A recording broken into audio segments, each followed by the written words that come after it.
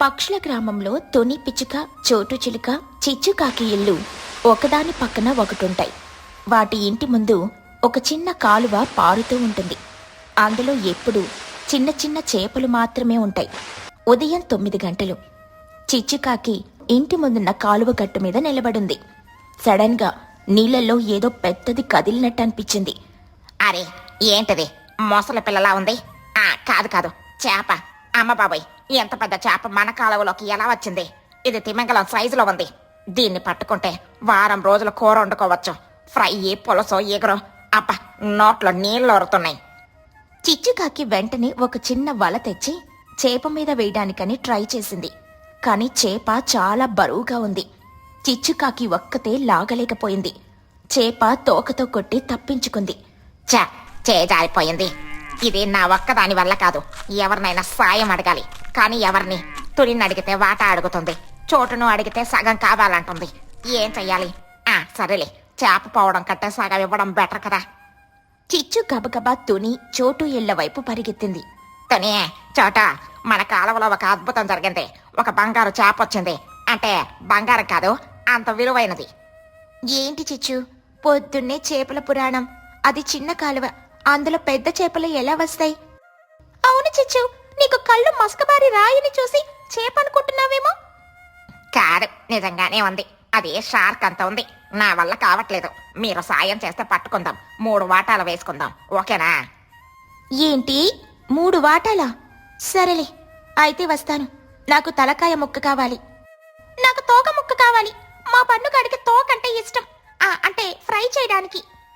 చిచ్చుకాకి మనసులో, వీళ్ళకి తలకాయ తోక ఇచ్చి మధ్యలో ఉన్నదంతా నేను తీసుకుంటా. సరే సరే, ముందు పదండి. అది పారిపోతే ఎవరికి ఏం మిగలదు. ముగ్గురు కలిసి ఒక పెద్ద వల, కొన్ని తాళ్లు తీసుకుని కాలువ దగ్గరికి వెళ్లారు.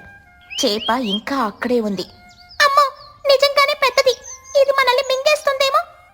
భయపడకు చోటు, మనం తెలివిగా పట్టుకుందాం. నేను వల వేస్తాను, మీరు తాళ్లు లాగండి. తుని వల విసిరింది. చేప వలలో చిక్కుకుంది.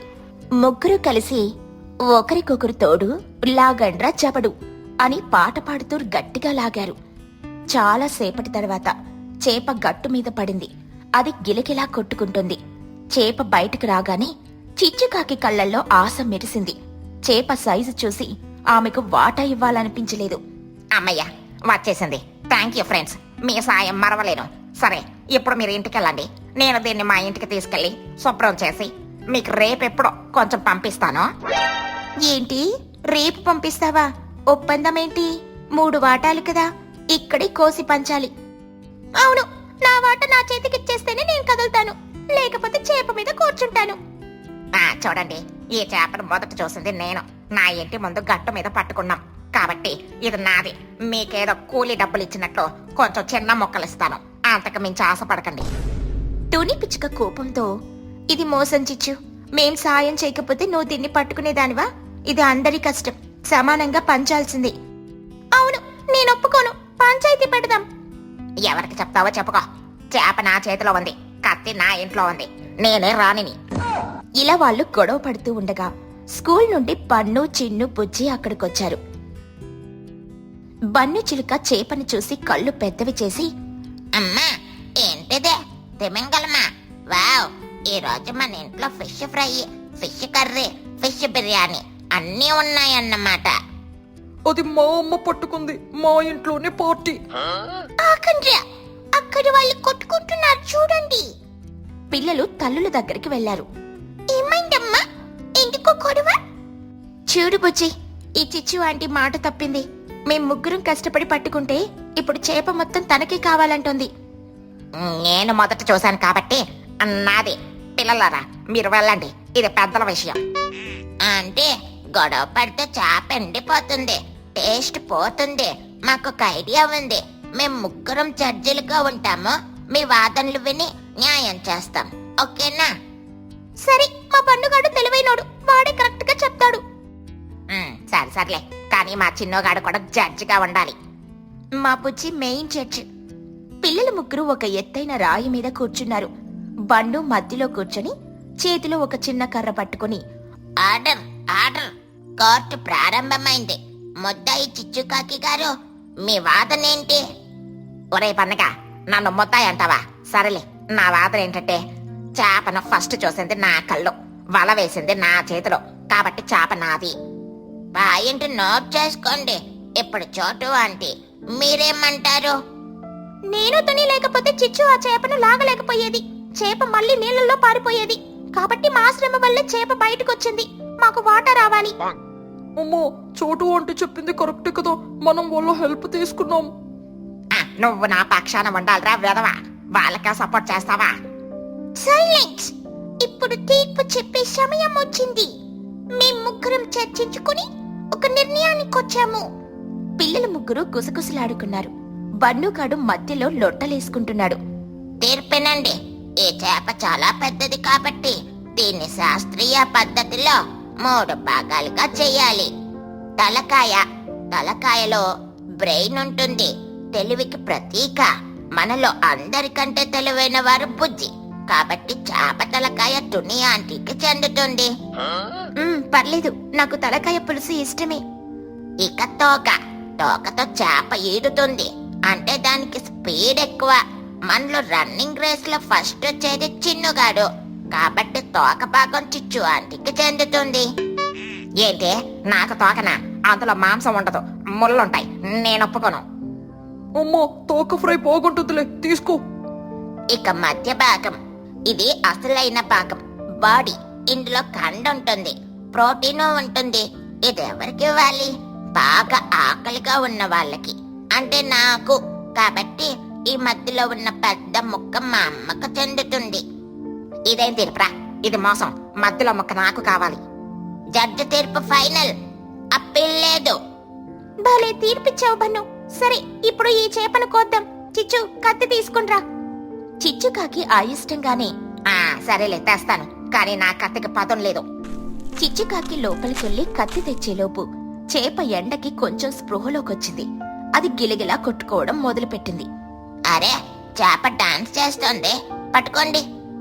అది జారిపోతోంది, కట్టు మీద నుండి నీళ్ల వైపు వెళ్తోంది. చేప తనకున్న బలంతో తోకను నేలకేసి కొట్టింది. ఆ దెబ్బకి అది గాలిలోకి ఎగిరి జలక్మని మళ్లీ కాలువలోకి దూకింది. అయ్యో, ఎక్కడ చేప? ఎక్కడ? నీళ్ల పాలైంది చిచ్చు. నీ వల్లే. ముందే వాటా ఇచ్చుంటే ఈ పాటికి వండుకునేవాళ్ళం. నీ ఆశ వల్ల మొత్తం పోయింది. బన్ను చిలుక ఏడుపు ముఖంతో, నా బాడీ పీస్, నా ఫ్రై, నా బిర్యానీ అన్ని నెలల్లో కలిసిపోయాయి. దేవుడా, ఎంత అన్యాయం! అందుకే అంటారు అత్యాశ దుఃఖానికి చేదు అని. చిచ్చు ఆంటీ, చూసావా? నీకు దక్కలేదు, మాకు దక్కలేదు. అందరూ నిరాశగా ఉన్నారు. అప్పుడు చిచ్చుకాకి పశ్చాత్తాపం వచ్చింది. సారీ ఫ్రెండ్స్, నా వల్లే అయింది. నా పెసనాడతాను, అత్యాశ వల్లే ఈ రోజు మంచి విందు మిస్ అయ్యాము. సరే, పరిహారంగా ఈ రోజు నా ఖర్చుతో అందరికి మార్కెట్ నుండి చేపలు తెప్పించి విందు చేస్తాను. బన్ను చిలుక వెంటనే ఏడుపాపి, నిజమా ఆంటీ? అయితే పెద్ద చేప తెప్పించండి, నాకు మధ్యలో ముక్కే కావాలి. సరేరా, నీ ఇష్టం. అమ్మయ్య, ఆ చేప పోయినా మన స్నేహం మిగిలింది. సాయంత్రం అందరూ చిచ్చుకాకి ఇంట్లో చేపల పులుసు తింటూ ఎంజాయ్ చేశారు. బన్నుగాడు మాత్రం కాలువ వైపు చూస్తూ ఆ పెద్ద చేప ఎప్పుడైనా మళ్ళీ రాకపోతుందా అని ఆశగా ఎదురు చూస్తున్నాడు. ఈ కథలో నీతి ఏంటంటే, అందరూ కలిసి పంచుకుంటేనే ఆనందం, ఒక్కరే తినాలనుకుంటే విషాదం, లేదా చేప నీళ్లు పాలవడం. చెరువులో కూరగాయల వ్యాపారం. గ్రామానికి కొంచెం దూరంలో ఉన్న ఒక పెద్ద చెరువు. ఆ చెరువు మధ్యలో ఒక చిన్న దిబ్బ మీద తుని పిచ్చుక తన 3 ఆడపిల్లలతో కలిసి ఒక చిన్న గుడిసెలో నివసిస్తోంది. ఆ గుడిసెకు గట్టుకు మధ్య ఒక పాత చెక్క వంతెన ఉంది. ఆ గుడిసె పైకప్పు మొత్తం ఒక పెద్ద సొరకాయ తీగతో నిండిపోయింది. గుడిసె చుట్టూ ఉన్న కొద్దిపాటి స్థలంలో తుని రకరకాల కూరగాయలు పండిస్తోంది. ఇక చలికాలం విపరీతమైన మంచు కురుస్తోంది. చెరువు నీరు గడ్డకట్టేలా చల్లగా ఉంది. ఆ చెరువు మధ్యలో ఉన్న తుని గుడిసె మంచులో ఒక దీపంలా కనిపిస్తుంది. గుడిసె పైన ఉన్న సొరకాయ తీగకు పెద్ద పెద్ద సొరకాయలు వేలాడుతున్నాయి. తుని ఉదయాన్నే లేచి తన తోటలోని కూరగాయలను కోసి గంపలో సర్దుకుంటుంది. అమ్మా, ఈ మంచులో ఆ చెక్క వంటిన మీద నడవడం చాలా భయంగా ఉందమ్మా. అసలే ఆ వంటిన పాతది.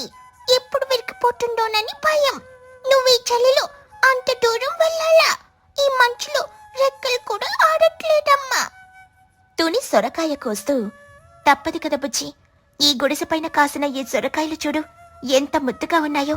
వీటిని అమ్మితేనే కదా మనకి 4 డబ్బులొచ్చేది. ఈ చలికి జనం మన చెరువు దాకా రారు. అందుకే నేనే వంతెన దాటి ఊర్లోకి వెళ్ళి అమ్మాలి. కష్టం చేయకపోతే మనకి గంజి కూడా పుట్టదు తల్లి. అమ్మా, నువ్వు మరీను ఈ మంచులో చెరువు కట్టు మీద నడవడమే కష్టం. అలాంటిది ఆ పాత వంతెన మీద కంపనెత్తిన పెట్టుకుని ఎలా వెళ్తావు? మొన్ననే కదా ఒక చెక్క ఊడిపోయింది. అసలే ఆ నదికి అవతల వైపు చిచ్చుకాకి నిన్ను చూసి నవ్వుకుంటుంది. జాగ్రత్తగా వెళ్తానులే తల్లి. నీ చెల్లెల్ని కనిపెట్టుకునుండు. ఈరోజు కంప నిండా లేత సొరకాయలు, చిక్కుడుకాయలు ఉన్నాయి. ఊర్లో అందరూ ఎదురు చూస్తూ ఉంటారు. అవతలి వాళ్ళు నవ్వుకుంటే నవ్వుకోనివ్వు. మన కడుపు నిండాలంటే మనమే కష్టపడాలి. అమ్మా, నాకెందుకో దిగులుగా ఉందమ్మా. నాన్నుంటే ఈ కష్టం నీకుండేది కాదు కదా. ఆయన ఈ వంటలను ఎప్పుడూ బాగు చేసేవారు. ఈ పాత చెక్కలు మంచుకు తడిసి ఇంకా జారిపోతున్నాయి. తుని నిట్టూరుస్తూ, ఉన్నవాళ్ల గురించి ఆలోచించాలే కాని లేని వాళ్ళ గురించి కాదు పుచ్చి. నాన్న దీవెన్లు మనకున్నాయి. ఈ చెరువు, ఈ తోట, ఈ సొరకాయలే మన ఆస్తి.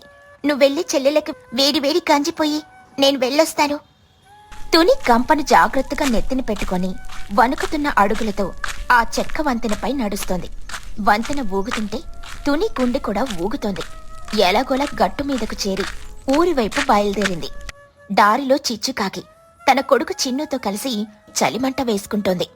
చిచ్చుకాకి తునిని చూసి వెటకారంగా, ఆహా, చెరువు మధ్యలో ఉండే మహారాణి గారు వస్తున్నారా? ఏంటితోనే ఈ చలిలో కూడా నీ వ్యాపారం ఆగలేదా? ఆ వంతెన విరిగి చెరువులో పడతావేమోనని మా అందరికీ భయంగా ఉంది. ఎందుకంత కక్కొడితే నీకు? తుని వణుకుతూ, నీ భయానికి ధన్యవాదాలు చిచ్చు. పడితే చెరువులోనే పడతాను కాని నీలాగా ఇతరుల మీద పడను కదా. నా కష్టం నాకుంది. ఈ కూరగాయలు అమ్మకపోతే నా పిల్లలు ఆకలితో వణికిపోతారు. నీ షాపులో సరుకులు లేవని నా మీద పడకే. అమ్మో, తుని ఆంటీ షాపు అద్భుతం కదా. గుడిసె మీద అంత పెద్ద సొరకాయలు ఎలా కాసాయి ఆంటీ? మా ఇంటి షాప్ లో అయితే అన్ని ఎండిపోయిన కూరగాయలే ఉన్నాయి. చిచ్చుకాకి చిన్నుని అదిలిస్తూ, ఒరే నోరమురా చిన్నగా, అది గాలికి కాసాయి. ఆ సొరకాయలు తింటే చలి జ్వరం వస్తుంది. తోనే, నువ్వు ఈ మంచులో ఊర్లోకి వెళ్ళి ఏమమ్ముతావు? జనం అందరూ ఇళ్లలోనే దుప్పట్లు కప్పుకొని ఉన్నారు. నీ ఆరిగిపోయిన కూరగాయలు ఎవరు కొనర్లే. కష్టపడే వాళ్ళకి చలుండదు చిచ్చు. ఎవరికి కావాలో వాళ్లే కొంటారు.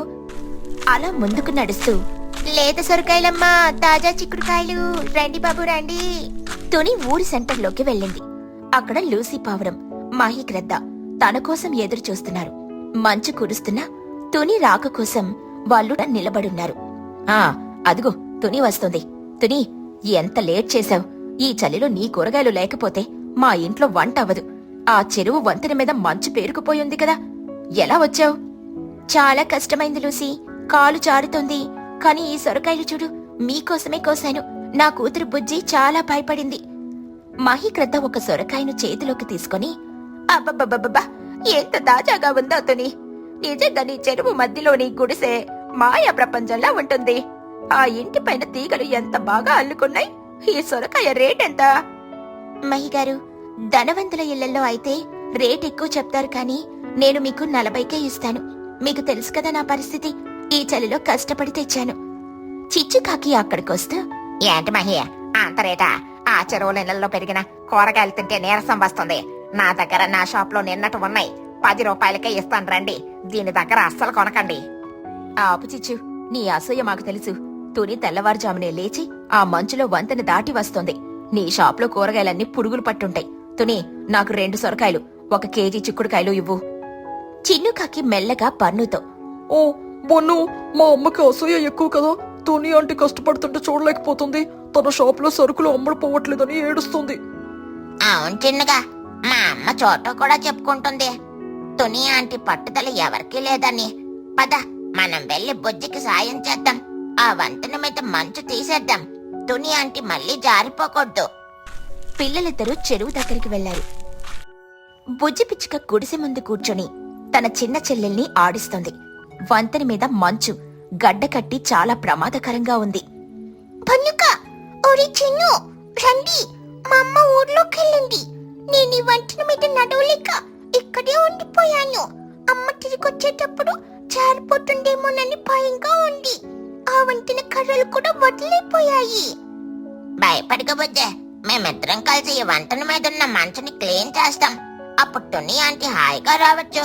కావాలంటే మా అమ్మ చోటుని కూడా పిలుస్తాను. అవును బుజ్జి, మా అమ్మ చిచ్చుకాకి మాటలు పట్టించుకోకు. ఆవిడికి అన్ని అసూయలే. మేమిద్దరం ఈ చెక్కల్ని గట్టిగా కడతాం కూడా. పిల్లలు ముగ్గురు కలిసి ఆ పాత వంతెనను బాగు చేస్తారు. ఈలోగా ఊర్లో తుని కూరగాయలన్నీ అమ్ముడుపోయాయి. తుని తన గంపలో బియ్యం, నూనె, ఉప్పు పట్టుకుని తిరిగి వస్తుంది. దారిలో చోటు చిలుక కలుస్తుంది. తుని, ఈ రోజు వ్యాపారం బాగా జరిగిందా? ఈ మంచులో నువ్వు పడుతున్న కష్టం చూస్తుంటే నా కళ్ళల్లో నీళ్లొస్తున్నాయి తెలుసా? ఆ చెరువు ఇల్లు వదిలేసి మా ఊర్లోకి రావచ్చు కదా. ఆ చిచ్చుకాకి నీ మీద అన్ని అబద్ధాలే చెబుతుంది. తుని చిరునవ్వుతూ, చోటు, ఆ ఇల్లు నా ప్రాణం. మా ఆయన చేతులతో కట్టుకున్న గూడది. పైన సొరకాయ తీగ పందిరిలా ఉంటే రాత్రిపూట చలి నుంచి మాకు రక్షణిస్తుంది. ఆ చెరువు నీళ్లు సవ్వడి వింటూ పడుకుంటే ఆ బాధలన్నీ మర్చిపోతాను. చిచ్చు మాటలు నేనెప్పుడో వదిలేశాను. నీ మనసు చాలా గొప్పది తుని. ఇదిగో ఈ అన్నం ముద్దలు తీసుకో, పిల్లలకు పెట్టు. రాత్రికి మంచు ఇంకా పెరుగుతుందట. జాగ్రత్తగా ఉండు. ధన్యవాదాలు చోటు. నీ సాయం ఎప్పటికీ మర్చిపోలేను. ధనవంతుల ఇళ్లలో అడుక్కునే బదులు ఈ కూరగాయల వ్యాపారం నన్ను బతికిస్తోంది. తుని చెరువు గట్టు దగ్గరకు చేరింది. వంతెన చూసి ఆశ్చర్యపోయింది. మంచంతా క్లీన్ చేసింది. వంతెన ఇప్పుడు గట్టిగా కనిపిస్తుంది. తుని వంతెన మీద నడుస్తూ, అరే, ఈ వంతెన ఎంత బాగుందేంటి? బుజ్జి, బుజ్జి. బుజ్జి పిచ్చుక పరిగెత్తుకుంటూ వచ్చి, అమ్మా వచ్చావా? పన్ను చిన్ను కలిసి నీకోసం వంటనని బాగు చేశారు. ఇప్పుడు నువ్వు భయం లేకుండా రావచ్చు. తుని పిల్లల్ని చూసి కళ్ళల్లో నీళ్లతో, ఎంత మంచి పిల్లలు మీరు. చిన్ను, మీ అమ్మ చిచ్చుకాకి తిడుతుందేమోనని భయం లేదా? అంటే అమ్మ తిట్టినా పర్లేదు, కానీ మీరు పడిపోతే మాకు అన్నం ముద్దలు ఎవరిస్తారు? నవ్వుతూ, మీ సొరకాయ కూర అంటే నాకు చాలా ఇష్టం ఆంటీ. మా అమ్మ షాప్ లో అయితే అన్ని ఎండిపోయినవే. ఆ రాత్రి తుని గుడిసెలో పండుగ వాతావరణం నెలకొంది. పైన సొరకాయ తీగ వెచ్చగా కప్పుంటే లోపల తుని తన ముగ్గురు ఆడపిల్లలతో కలిసి వేడివేడి అన్నం తింటోంది. బయట మంచు కురుస్తున్నా వారి మనసుల్లో ఒక వెచ్చని తృప్తి ఉంది. ఇక మరుసటి రోజు ఉదయం మంచు ఇంకా ఎక్కువగా ఉంది. గట్టు మీద పక్షులన్నీ కూర్చునున్నాయి. చెరువులో నీరు గడ్డకట్టిపోయింది. వంతెన మీద నడవడం అస్సలు కుదరదు. చిచ్చుకాకి గట్టిగా నవ్వుతూ, అదిగో చూసారా, తుని పిచ్చక ఇరక్కపోయింది. ఇప్పుడు వంతెన మీద నడిస్తే జారి చెరువులో పడాల్సిందే. ఈ రోజు తన సొరకాయలు తన గుడిసె మీద కుళ్ళిపోవాల్సిందే. ఆ గంప అమ్మేది ఎవరు ఈ రోజు? చూద్దాం దీని బతుకు ఎలా ఉంటుందో. చిచ్చు, ఎందుకంత అసూయ? తుని ఏదో ఒక దారి వెతుకుతుంది. తను కష్టజీవి. అవును చిచ్చు, తనకున్న పట్టుదల నీకుంటే ఈ పాటికి నువ్వు కూడా నీ షాపును బాగు చేసుకునేదానివి. అనవసరంగా ఇతరుల మీద ఏడవకు. సరిగ్గా అప్పుడే చెరువులో నుండి ఒక వింత శబ్దం వచ్చింది. అందరూ ఆశ్చర్యంగా చూశారు. తుని ఒక పాత చెక్క పడవలాంటి తెప్పను తయారు చేసింది. దానిమీద గంప పెట్టుకుని ఒక కర్రతో నీళ్లను నెట్టుకుంటూ గట్టువైపుకు వస్తుంది. వావ్ తుని, ఎంత తెలివే నీది. వంతెన మీద నడవలేకపోతే పడవలో వస్తున్నావా? తుని గట్ట మీదకు చేరి, అవును లూసీ, ఈ తెప్ప నా పాత తలుపు చెక్కలతో చేశాను. మంచు వల్ల వంతెన జారుతోంది కదా, అందుకే ఈ ఆలోచన వచ్చింది. ఈ రోజు కూడా తాజా సొరకాయలు తెచ్చాను, రండి. చిచ్చుకాకి కోపంతో రగిలిపోతూ, ఇదేం వెంట బాబోయ్, ఈమెకి అన్నీ కలిసి వస్తున్నాయి. ఏ పడవలో వెళ్లి కూరగాయలు అమ్మడం ఏంటి? నా షాప్ ముందే వ్యాపారం చేస్తావా? చూడుతుని, నీ ఆటలు ఎన్నాలో సాగవు. ఈ రోజు నీకు దారి దొరికింది, కానీ రేపు నిన్ను ఎలాగైనా ఓడిస్తాను. నీ పడవని మొక్కలు మొక్కలు చేస్తాను. తుని అస్సలు పట్టించుకోకుండా, రండి మహిగారు, మీకేం కావాలో తీసుకోండి. చిచ్చు వైపు చూడకుండా తన పని తాను చూసుకుంటుంది. చిచ్చుకాకి తునిని చూసి ఓర్వలేక కోపంతో అక్కడి నుండి వెళ్లిపోయింది. తన ఇంటి దగ్గర అరుగు మీద కూర్చుని మండిపోతూ ఆలోచింపసాగింది. చిచ్చుకాకి తనలో తాను, ఛీ, ఆతోని పిచ్చుక ఎంత తెలివిగా పడవ తయారు చేసుకుంది. ఊరంతా దాన్ని మెచ్చుకుంటున్నారు. నా షాప్కి ఒక్కడ కూడా రావట్లేదు. దీన్ని ఎలాగైనా ఈ ఊరు నుండి తరిమేయాలి, లేదంటే ఆ చెరువులో వంతెనని కాల్చేయాలి. ఈ తునిని ఎలాగైనా ఓడించాలి. రేపు నేను కూడా పెద్ద షాప్ పెడతాను. దీని కూరగాయలు ఎవరు కొనకుండా చేస్తాను. చూడుతుని, నీకు పడవుంటే నాకు ఐడియాలున్నాయి. అటువైపు తుని మాత్రం చిచ్చుకాకి అన్న మాటలను ఏమాత్రం పట్టించుకోలేదు. తనకి తన పిల్లల ఆకలి, తన తోటలోని పంట మాత్రమే ముఖ్యం. తాను తెచ్చిన కూరగాయలను అందరికీ అమ్ముతూ తన పనిలో నిమగ్నమైపోయింది. ఈ కథలోని నీతేంటంటే, పరిస్థితులు మనకి వ్యతిరేకంగా ఉన్నా పట్టుదల మరియు తెలివితేటలతో ఏ కష్టాన్నైనా జయించొచ్చు. ఎదుటివారి అసూయను పట్టించుకోకుండా మన పని మనం చేసుకుంటూ పోతే విజయం మనదే అవుతుంది.